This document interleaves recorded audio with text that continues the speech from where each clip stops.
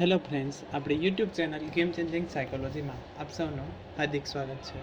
આજના વિડીયોમાં આપણે પ્રોબેશન ઓફિસર, ચીફ ઓફિસર તેમજ અન્ય સરકારી પરીક્ષાઓ માટે મનોવિજ્ઞાન પૂછાય છે તો એની ચર્ચા કરીશું. એ ઉપરાંત પ્રોબેશન ઓફિસર માટે જે હાલમાં નવો સિલેબસ બહાર પાડવામાં આવ્યો છે એ અંતર્ગત મનોવિજ્ઞાનનો આજનો ટોપિક ગંધ પ્રત્યક્ષકરણ, સ્વાદ પ્રત્યક્ષકરણ અને ત્વચા પ્રત્યક્ષકરણ અંગેની ડીપમાં ચર્ચા કરીશું. આ વિડીયો નંબર 8 છે, એટલે અગાઉ 7 વિડીયો જે છે એ પ્રત્યક્ષકરણને લગતા ભણાવ્યા છે અને એની સાથે પણ MCQ જે પ્રત્યક્ષકરણના અગત્યના પરીક્ષાની દ્રષ્ટિએ પૂછાય એના પણ વિડીયો બનાવ્યા છે. જો તમે એ ન જોયા હોય તો પ્લેલિસ્ટમાં જોઈને એ તમે જોઈ શકો છો. તે ઉપરાંત જે વિદ્યાર્થીઓનું મનોવિજ્ઞાન છે એવા વિદ્યાર્થીઓ માટે UGC નેટ અને GSET માટે પણ આ વિડીયો અગત્યનો સાબિત થશે. તો સૌપ્રથમ જોઈએ પ્રત્યક્ષીકરણ. તો રાસાયણિક પ્રત્યક્ષીકરણ ગંધ અને સ્વાદના પ્રત્યક્ષીકરણનો રાસાયણિક પ્રત્યક્ષીકરણમાં સમાવેશ થાય છે. તો અહીંથી પણ પ્રશ્ન MCQમાં પૂછાઈ શકે કે કયા પ્રત્યક્ષીકરણનો રાસાયણિક પ્રત્યક્ષીકરણમાં સમાવેશ થાય છે. તો ગંધ અને સ્વાદના પ્રત્યક્ષીકરણનો સમાવેશ રાસાયણિક પ્રત્યક્ષીકરણમાં થાય છે. તો આ બે યાદ રાખવાનું છે, ગંધ પ્રત્યક્ષીકરણ અને સ્વાદ પ્રત્યક્ષીકરણ. એ સમાવેશ થશે તો રાસાયણિક પ્રત્યક્ષીકરણમાં એનો સમાવેશ થાય છે. આ ઉપરાંત સામાન્ય રાસાયણિક સંવેદનો હોય છે. ગંધ અને સ્વાદ સાથે સંકળાયેલા ગ્રાહકો રિસેપ્ટર્સ કરતાં વ્યાપક ભાગ પર ફેલાયેલા જોવા મળે છે. એટલે ગંધ અને સ્વાદ સાથે સંકળાયેલા જે ગ્રાહકો જે છે કે જે મગજને સંદેશો પહોંચાડે છે અને આ ગ્રાહકો એક્ટિવ થાય છે એ વ્યાપક ભાગમાં ફેલાયેલા જોવા મળે છે. ગંધ પર સ્વાદના ઉત્તેજકો અને ઉત્તેજનના સ્વરૂપમાં રાસાયણિક પ્રક્રિયા પ્રાધાન્ય ધરાવતી હોવાથી તેનો રાસાયણિક પ્રત્યક્ષીકરણમાં સમાવેશ થાય છે. એટલે કે ગંધ પર સ્વાદના ઉત્તેજકો અને ઉત્તેજના સ્વરૂપમાં રાસાયણિક પ્રક્રિયા પ્રાધાન્ય એટલે કે વિશેષ વધારે જોવા મળે છે, એના કારણે એને રાસાયણિક પ્રત્યક્ષીકરણમાં એનો સમાવેશ થાય છે. ગંધ નાકથી અને સ્વાદ જીભથી અનુભવાય છે. કે જે ગંધ જે છે એ નાકથી અને સ્વાદ જે છે એ જીભથી અનુભવ થાય છે. ગંધ અને સ્વાદની સંવેદના ઝીલનાર અવયવો નજીક છે. તેમની કાર્યવાહી કેટલે અંશે એકબીજાના સહકાર પર આધારિત હોય છે. એટલે કે ગંધ અને સ્વાદની સંવેદના ઝીલનાર અવયવો એકબીજાથી નજીક છે, તેથી તેમની કાર્યવાહી કેટલેક અંશે એકબીજા પર સહકાર આધારિત છે. કઈ રીતે? તો જ્યારે આપણને શરદી થાય છે તો શરદી થવાના કારણે શું થાય છે કે જ્યારે શરદી થાય છે ત્યારે આપણી જે ગંધ જે છે એટલે કે નાકની ગ્રંથિ જે છે તો એને પણ પ્રોબ્લેમ થાય છે અને સ્વાદ પણ આપણને પ્રોપર નથી આવતો. તો શરદી થવાના કારણે આપણી જે ગંધ શક્તિ અને સ્વાદની શક્તિ જે છે તો એ બંનેને અસર થાય છે. શાના કારણે? તો ગંધ અને સ્વાદની સંવેદના ઝીલનાર અવયવો એકબીજાની નજીક હોવાના કારણે આ અસર થાય છે. હવે જોઈએ ગંધ અથવા તો સ્મેલ પ્રત્યક્ષીકરણ અથવા તો પરસેપ્શન. તો ગંધ સંવેદન ઘણા પ્રાણીઓના રોજિંદા જીવનમાં અત્યંત મહત્વનો ભાગ ભજવે છે. માનવી અને શ્રવણ પ્રત્યક્ષીકરણનો ઉપયોગ રોજિંદા જીવનમાં સૌથી વધારે કરે છે. તો આપણે અગાઉના વિડીયોમાં પણ જોયું હતું કે માનવી જે છે એ દ્રષ્ટિ એટલે કે જોવાની આંખ દ્વારા અને શ્રવણ એટલે કે કાનથી સાંભળવાની પ્રત્યક્ષીકરણનો ઉપયોગ રોજિંદા જીવનમાં સૌથી વધારે કરે છે. છતાં ગંધનો જ્ઞાનાત્મક મૂલ્ય સાવ ઓછું નથી. એટલે કે ગંધનું મૂલ્ય પણ એટલું જ અગત્યનું છે. કોઈ વસ્તુ બળતી હોય યા ગેસ લીકેજ થતો હોય તો એની ગંધ આપણને તરત આવે છે. ઘરમાં કંઈ મરેલું પ્રાણી પડ્યું હોય યા કોઈ ખોરાક બગડી ગયો હોય વગેરે અનેક રોજિંદી બાબતો વ્યક્તિ ગંધની મદદથી જાણી શકે છે. ફૂલો, અત્તર વગેરેની માદક સુગંધ જાતીય ઉત્તેજના પેદા કરી ગંધનું પ્રત્યક્ષીકરણ માનવી અને પ્રાણીના રોજિંદા જીવનમાં મહત્વનો ભાગ ભજવે છે. કે ફૂલો અને અત્તર દ્વારા કોઈ જાતીય ઉત્તેજના પેદા કરવા માટે ગંધનું પ્રત્યક્ષીકરણનો ઉપયોગ કરવામાં આવે છે. છતાં કેટલીક મુશ્કેલીઓ અને સંવેદન પ્રક્રિયાની જટિલતાને ગંધ પ્રત્યક્ષીકરણનો અભ્યાસ ઓછો થઈ શક્યો છે તે અંગેનું ચોક્કસ પ્રમાણ ઓછું અથવા તો અસ્પષ્ટ જોવા મળે છે. નાકની અંદર જે શ્વાસોશ્વાસના માર્ગની ઉપર ગંધ ગ્રાહકો ગંધ આંતરવાહી તંતુઓ આવેલા છે અથવા તો પથરાયેલા જોવા મળે છે. ગંધ ગ્રાહકો શ્લેષ્મા પડમાં આવેલા હોય છે. તો અહીંથી પ્રશ્ન પૂછાઈ શકે છે કે ગંધ ગ્રાહકો ક્યાં આવેલા છે? તો શ્લેષ્મા પડમાં આવેલા જોવા મળે છે. આ ગંધ ગ્રાહકો મગજ તરફ જતા ચેતાતંતુઓ સાથે જોડાયેલા છે. તો એના કારણે જ આપણને ગંધની અનુભૂતિ થાય છે. શા માટે? તો આ ગંધ ગ્રાહકો જે છે એ મગજ તરફ જતા ચેતાતંતુઓ સાથે જોડાયેલા છે. એટલે કે કોઈક વસ્તુની સ્મેલ આવે છે તો એના કારણે શું થશે? તો ગંધ ગ્રાહક જે ચેતાતંતુઓ છે એ એક્ટિવ થશે. હવે એ એક્ટિવ થવાના કારણે શું થશે? એક્ટિવ થશે એના કારણે એ મગજને સંદેશો મોકલશે. એના કારણે આપણને સ્મેલની અનુભૂતિ થાય છે. શ્લેષ્મા ગ્રંથિમાંથી શ્લેષ્મ ઝરે છે. ગંધવાળી ચીજોમાંથી નીકળતા અતિ સૂક્ષ્મ વાયુરૂપ રાસાયણિક કણો શ્લેષ્મમાં આવીને ભળે છે. ત્યાંથી તે ઘાણ તંતુઓને ઉત્તેજિત કરે છે. ઉત્તેજનાથી શરૂ થયેલો ચેતાપ્રવાહ મગજમાં આવેલા ધ્રાણ કેન્દ્રમાં પહોંચે છે અને ગંધનું પ્રત્યક્ષીકરણ થાય છે. તો ગંધનું પ્રત્યક્ષીકરણ કઈ રીતે થશે? તો કોઈ પણ ચીજ વસ્તુઓ હોય, ગંધવાળી વસ્તુઓ હોય, તો એ ગંધવાળી ચીજોમાંથી શું થશે? અતિ સૂક્ષ્મ વાયુ રૂપ રાસાયણિક કણો શ્લેષ્મમાં આવીને ભળે છે. એટલે કે જે ગંધવાળી વસ્તુઓ છે તો એ ગંધવાળી વસ્તુમાં શું જોવા મળશે? તો અતિ સૂક્ષ્મ વાયુરૂપ રાસાયણિક કણો હોય છે. હવે આ રાસાયણિક કણો જે છે તો એ હવામાં ભળે છે. હવામાં ભળે છે જ્યારે આપણે હાજર હોઈએ ત્યારે એ ક્યાં આવી જાય છે? તો શ્લેષ્મમાં આવીને ભળે છે. એટલે કે આપણા નાકના ભાગમાં જે શ્લેષ્મ કણો હોય છે તો ત્યાં ભળી જાય છે. હવે એ શ્લેષ્મ કણો જે રાસાયણિક કણો છે તો એ શ્લેષ્મમાં ભરવાથી શું થશે? તો ધ્રાણ તંતુઓ ઉત્તેજિત થાય છે.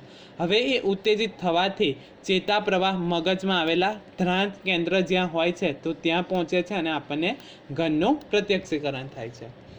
ગંધ અંગે વીજળીક ઉદ્દીપન દ્વારા તેમજ અન્ય રીતે પ્રયોગો થયા છે. ગંધવાળા ઉત્તેજકો ગંધ ગ્રાહકોને કઈ રીતે અસર પહોંચાડે છે અને ચેતાપ્રવાહનું ધ્રાણ કેન્દ્ર સુધી વહન કઈ રીતે થાય છે એ અંગે વિવિધ સિદ્ધાંતો પ્રચલિત છે.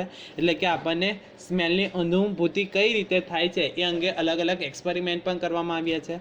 કોઈ એક જ સિદ્ધાંતનો સ્વીકાર શક્ય નથી. એટલે કે કોઈ એક મનોવૈજ્ઞાનિક દ્વારા પ્રયોગ કરવામાં આવ્યો હોય અને એને સ્વીકારી લેવામાં આવ્યો હોય એવું નથી. અલગ અલગ મનોવૈજ્ઞાનિકો દ્વારા અલગ અલગ સિદ્ધાંતો આપવામાં આવ્યા છે. સામાન્ય રીતે સ્વીકૃત સિદ્ધાંત એવો છે કે અમુક ગંધના ઉદ્દીપનો અમુક ચેતાતંતુઓ અનુભવે છે અને આપણને ગંધનું પ્રત્યક્ષીકરણ થાય છે. હવે ઇમ્પોર્ટન્ટ છે, હેનિંગ નામના જે મનોવૈજ્ઞાનિક છે તો હેનિંગે ગંધના 6 પ્રકારો આપ્યા છે. આ ઇમ્પોર્ટન્ટ છે. હેનિંગ દ્વારા ગંધના 6 પ્રકારો આપવામાં આવ્યા છે. કયા કયા? તો બળતી વસ્તુની ગંધ, સડેલી વસ્તુની ગંધ, ઈથરની ગંધ, મસાલાની ગંધ, રાનની ગંધ અને સુગંધ. તો આ 6 પ્રકાર ગંધના આપવામાં આવ્યા છે. કોના દ્વારા આપવામાં આવ્યા છે?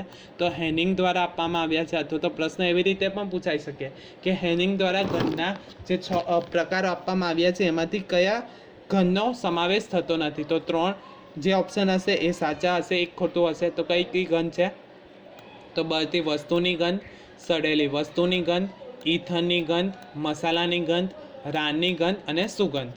શરદી, સરેખમ જેવી શારીરિક તકલીફ વખતે મંદ રાસાયણિક ઉદ્દીપન ગંધ સંવેદન જન્માવી શકતું નથી. જે મેં તમને ઓલરેડી કહ્યું કે શરદી થઈ હોય અથવા તો થોડી ઘણો તાવ આવ્યો હોય ત્યારે શારીરિક તકલીફના કારણે મંદ રાસાયણિક ઉદ્દીપન ગંધ સંવેદન જન્માવી શકતી નથી. એના કારણે આપણને જ્યારે શરદી થઈ હોય ત્યારે આપણને કોઈ સ્મેલ આવતી નથી. ગંધ સંવેદનમાં માનવી અને માનવેતર પ્રાણીઓમાં જાતીય આકર્ષણ, ખોરાકની પસંદગી, વિજાતીય પસંદગી વગેરેમાં ઘ્રાણેન્દ્રિયોનો ઉપયોગ કરવામાં આવે છે. તો માનવી અને માનવેતર પ્રાણીઓમાં જાતીય આકર્ષણ માટે, ખોરાકની પસંદગી કરવા માટે અને જાતીય પસંદગી કરવા માટે ઘ્રાણેન્દ્રિયોનો ઉપયોગ કરવામાં આવે છે. ત્યારબાદ જોઈએ સ્વાદ પ્રત્યક્ષીકરણ. તો સ્વાદ જીભ સાથે સંકળાયેલું છે. 5 જ્ઞાનેન્દ્રિયોમાંનું એક છે. આંખ, કાન, નાક, જીભ અને ત્વચા દ્વારા જે સંવેદન થાય છે તો એ અંતર્ગત સ્વાદ જે છે એ જીભ દ્વારા થાય છે. તો સ્વાદ સંવેદના ગ્રાહક તંતુઓ જીભ, તારવું, ગળાના શરૂઆતનો ભાગ, કંઠનળી વગેરે ભાગો પાસે ફેલાયેલો જોવા મળે છે. તો આ પણ અગત્યનું છે. સ્વાદ પ્રત્યક્ષીકરણ તો ગ્રાહક તંતુઓ જીભ દ્વારા, તાળવું, ગળાનો શરૂઆતનો ભાગ અને કંઠનળી વગેરે ભાગોમાં ફેલાયેલો જોવા મળે છે. તેથી સ્વાદ મુખ્યત્વે જીભ દ્વારા અનુભવાતો હોવા છતાં સ્વાદ સંવેદન બીજા ભાગ સાથે પણ જોડાયેલો જોવા મળે છે. ત્યારબાદ અગત્યનું છે ખાટો, ખારો, મીઠો અને કડવો. આ 4 મુખ્ય સ્વાદ ગણાય છે. તો અગત્યનું છે કયા કયા મુખ્ય સ્વાદો છે? તો ખાટો, ખારો, મીઠો અને કડવો એ 4 મુખ્ય સ્વાદ ગણવામાં આવે છે. આયુર્વેદે તીખા અને તુરા સ્વાદને પણ મુખ્ય ગણે છે. એટલે કે મુખ્ય પૂછે તો 4 છે. કયા કયા? તો ખાટો, ખારો, મીઠો અને કડવો. આયુર્વેદ અંતર્ગત બીજા 2 સ્વાદ મૂકવામાં આવ્યા છે, તીખો અને તુરો સ્વાદ. જીભના જુદા જુદા ભાગો દ્વારા સ્વાદનું સંવેદન અનુભવાય છે. એટલે કે આપણા જીભના અલગ અલગ ભાગ દ્વારા અલગ અલગ સ્વાદની અનુભૂતિ થાય છે. જીભના આગળના તેરવામાં મીઠાશનો અનુભવ થાય છે. તો અહીંથી પણ MCQમાં પૂછાઈ શકે છે કે જીભના આગળના ભાગમાં કયા સ્વાદની અનુભૂતિ થાય છે? તો મીઠાશવાળા સ્વાદની અનુભૂતિ થાય છે. જીભના આજુબાજુના મધ્ય ભાગમાં સ્વાદ સંવેદન થતું નથી. એટલે કે જીભની આજુબાજુનો જે મધ્ય ભાગ જે છે તો ત્યાં સ્વાદના સંવેદન કેન્દ્રો હાજર ન હોવાના કારણે આપણને સ્વાદની અનુભૂતિ થતી નથી.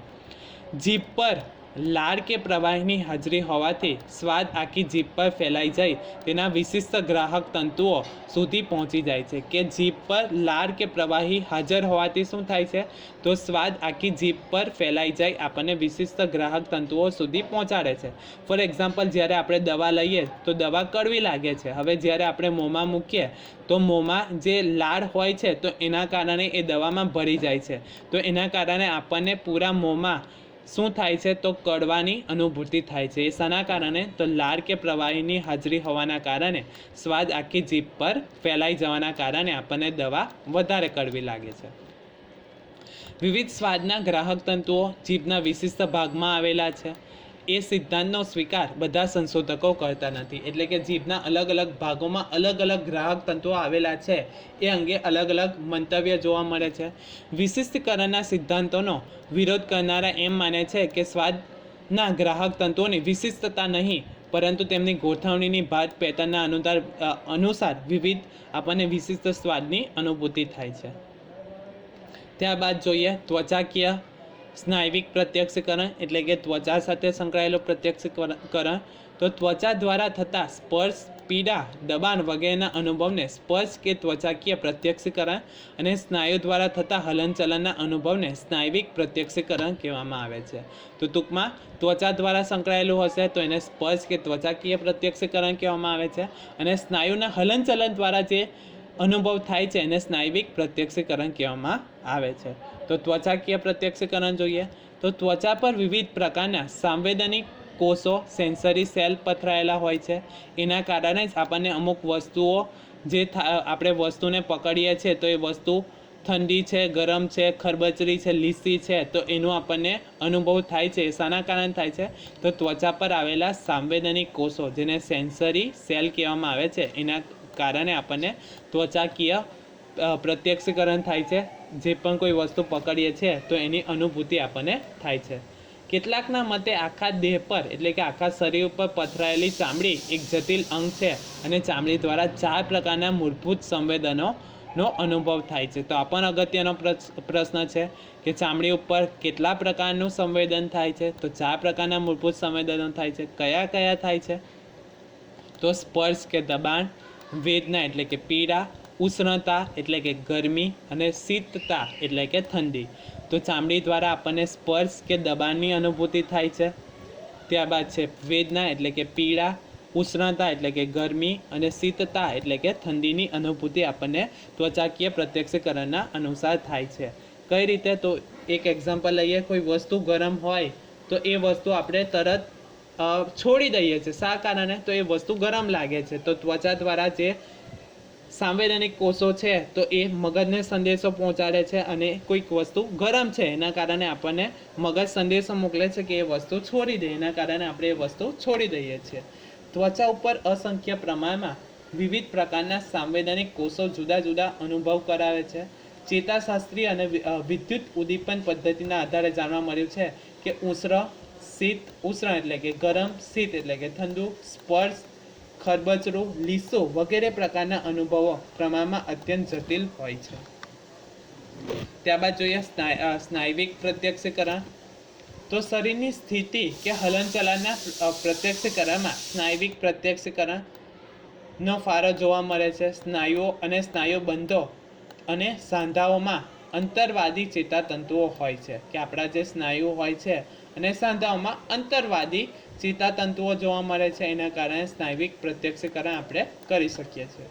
આ સંવેદકોમાં ઓછામાં ઓછા 4 પ્રકારના સંવેદના ગ્રાહકો રિસેપ્ટર જોવા મળે છે અને દરેક ગ્રાહકો માટે ઉત્તેજકો જુદા જુદા હોય છે. સ્નાયુઓમાં 2 પ્રકારના વિશિષ્ટ તંતુઓ જોવા મળે છે. ચેતાતંતુઓ સ્નાયુઓનું સંકોચન કરવામાં કોઈ ફાળો આપતા નથી, પરંતુ તેમાં 2 પ્રકારના મસલ સ્પિન્ડલ ગ્રાહકો જોવા મળે છે. તો આ સ્નાયવિક પ્રત્યક્ષીકરણ કહેવામાં આવે છે. આશા રાખું છું કે તમને આ વિડીયોમાં સમજ પડી ગઈ છે, અને જો તમને આ વિડીયો પસંદ પડ્યો હોય તો વધુમાં વધુ લાઇક કરો, શેર કરો અને અમારી ચેનલને સબસ્ક્રાઈબ કરો. Thank you.